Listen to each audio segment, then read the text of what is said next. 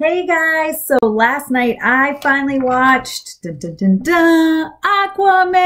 I watched Aquaman and I went into it with very low expectations. So let's get my review of Aquaman. I'm Tessa with mamasgeeky.com. So I went into it with low expectations. I had heard from friends who are huge DC fans that were like, you should not see it in theaters, wait till you can rent it. So that's what I did. The first night I could rent it, I did. So I watched it last night, and guys, I will put it right smack in the middle of all the DCEU movies if I'm ranking it. And the main reason that it's that high is because Suicide Squad and Batman vs. Superman were just terrible, terrible movies, in my opinion.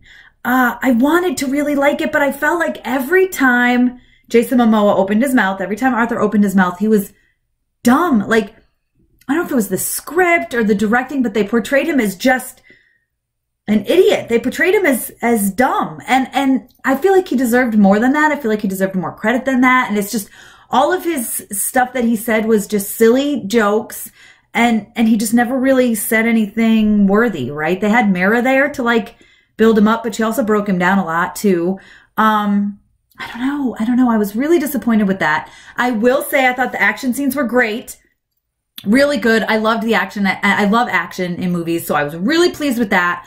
All of the battle scenes were epic. They were great. I really enjoyed them. And I will say that one that we saw in the extended trailer, I really liked seeing it on the, I would say, big screen, but I really liked seeing it all together, like on my, I have a 70-inch 4K TV, and it looked phenomenal. I really enjoyed it.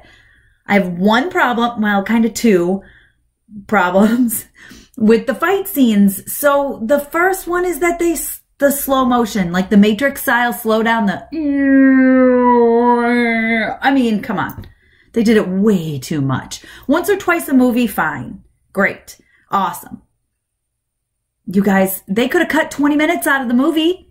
It probably would have been better if they didn't do it so much. There was so much of that. It was like, I mean, you guys, we could make a drinking game out of it and it would be so much fun. Like, take a shot every time they slow down. We'd all be in the hospital. I mean, it was crazy. That was too, I don't know, it was just too much, right? Like, it was fun to do a couple of times, sure, but no, I don't know. It was just guys, it was just too much. It was too much. The slowdowns really, really, truly killed me. And the cinematography was okay. I mean, it was really good, except for that first fight scene on the submarine. Like, they were flipping the camera upside down and all over the place. Like, if I was one of those people with a queasy stomach, I probably would have vomited all over the place in my living room. It was too much. It was too much. Side, here, over here. Let's go from up top. Let's go from down bottom. It was too much at once, right? The jokes, you guys, I knew this was going to happen. They were so cheesy. They were so cheesy. I'm sorry, that permission to come aboard. But then you mix in the sound guy with it, who, this sound guy needs to get fired. First of all, swords, when you pull them out of something to go, the lasers, come on. You know what it reminded me of was in Deadpool 2, Cable's arm. It would drive me nuts. Every time he moved his arm, it would go zzz, zzz, zzz, zzz, zzz. Like, we get the point. We understand. Calm down. It was just too much, the sounds. I don't know. But the thing that really got me was how many times, and I feel like it happened a lot throughout the movie, but especially in that submarine scene, the dun dun dun sound, you know? But when he did the permission to come aboard, he flips his head to the side and it goes dun dun dun. Like, come on. They zoomed in on him and went dun dun dun like 6 times in that scene. It felt like it was way too much. And I don't know. It was just way too much. And I feel like the actors should have talked to each other about how they were going to handle being under the water, because some moved their hands, some kicked their feet, some just kind of floated. Like, it should all be the same, shouldn't it? Like, shouldn't that have been talked about and figured out what they were going to do first? I don't know. It just seemed like they were all over the place. And they all moved through water in different ways, which I guess maybe people walk different ways. So maybe that's okay. Maybe I'm just looking too far into it. I can put that one aside. I will say it was extremely visually stunning, which I could tell from the trailer. I loved all the CGI. William Dafoe's de-aging was a little but I mean, I see that a lot, like in Ant-Man and the Wasp and Guardians 2, the de-aging was like, okay. Yeah, it wasn't that great. My husband made a joke. He said, I don't think William Dafoe looked like that when he was younger. Like, it just was, it was not great. Overall, the plot was like, meh. I mean, I knew from the beginning, spoiler alert, guys, from the beginning, his mom wasn't going to be dead. I knew that.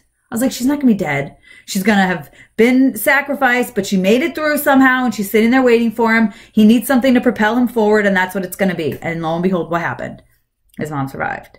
She was there. She helped propel him forward. She said, hey, we can't get out of here without getting the trident and the one true king. Oh, guess what? You're the one true king. Yay. Like, come on. I don't know. It was something I knew was going to happen. Like, the plot was like, eh. I did love the brotherly whatever between him and the king. The king, which, by the way, Ocean Master. That was the dumbest line. That was probably something that annoyed me the most when he was like, don't call me the king. Call me Ocean Master. Come on. I couldn't help but laugh. Every single time he said Ocean Master, I was like, Ocean Master. It sounds like something a little kid would claim. I don't know. But I loved the brotherly tension between them. And it seems like maybe in the future they're going to work together, which I could totally get behind. I would really like that a lot. Because he did say, what did he say at the end? When you're ready, we'll talk, I think is what Arthur said to Orm. So I'm excited for that. I wanted to see a little bit more of him growing up, but I did like the flashbacks that they had of him. And, but I don't know, overall, will I watch it again? Probably not. Will I buy it? No. I rented it, and I probably won't buy it. Maybe just so I can have the full collection, because I'm a collector, guys. I like to have the full collection of everything. I mean, I own Suicide Squad, and Batman vs. Superman, so I suppose I should buy it. But will I watch it again? Probably not, at least not for a long time. It's not like I was like, ooh, I want to watch this again right away. Like with Infinity War, I was like, I need to watch this again. Even Wonder Woman. I watched Wonder Woman again the following week after I watched it because it was so good. This just, a lot of it fell flat for me, but the action and the effects is what carried me through. The sound guy, though, I just remembered, guys, do sharks growl? Because apparently sharks growl. That part when he was meeting the King, Dolph Lundgren, I can't remember the character's name, but where they met and the submarine came down, which I knew right away. I was like, oh, it's Black Manta. Like that, or Manta, I should say. I knew that was why. I said, oh, that's not real. He orchestrated this. I did not know that the king would have known what Dolph Lundgren had known, right? Mira's father. I didn't know. Oh, he knew. He wasn't that gullible. He just wanted to use it as an excuse, whatever. But the sharks were growling, like excessively growling. And I was like, do sharks growl? Like, is that a thing? Sharks growl? Apparently it's a thing. I didn't know that. I don't think that's true. Overall, I'll give it like a 6 out of 10.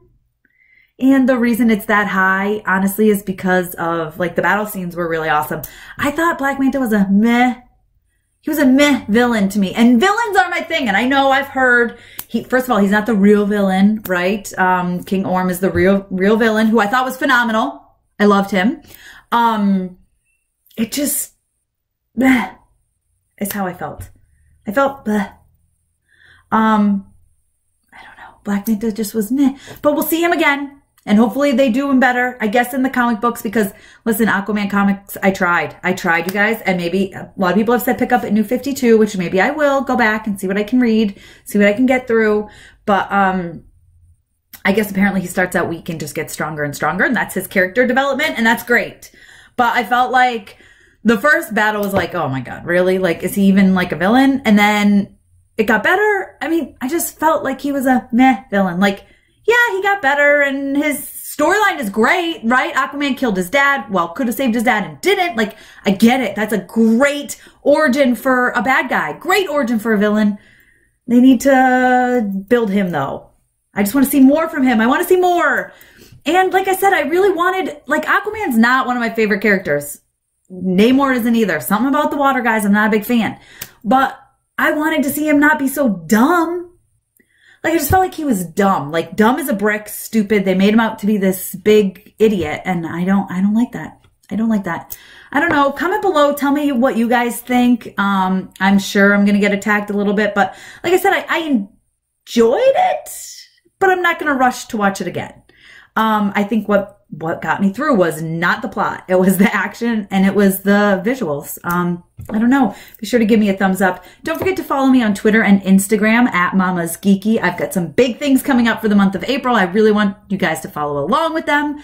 And don't forget to subscribe to my channel. And thanks for taking the time to watch this, guys. Thanks for taking the time to watch my video. If you're looking to grow your YouTube organically and quickly, head to mamasgeeky.com and check out my YouTube services. Don't forget to give this video a thumbs up, comment below, and subscribe. Also follow me on Twitter and Instagram at Mama's Geeky. Thanks, guys.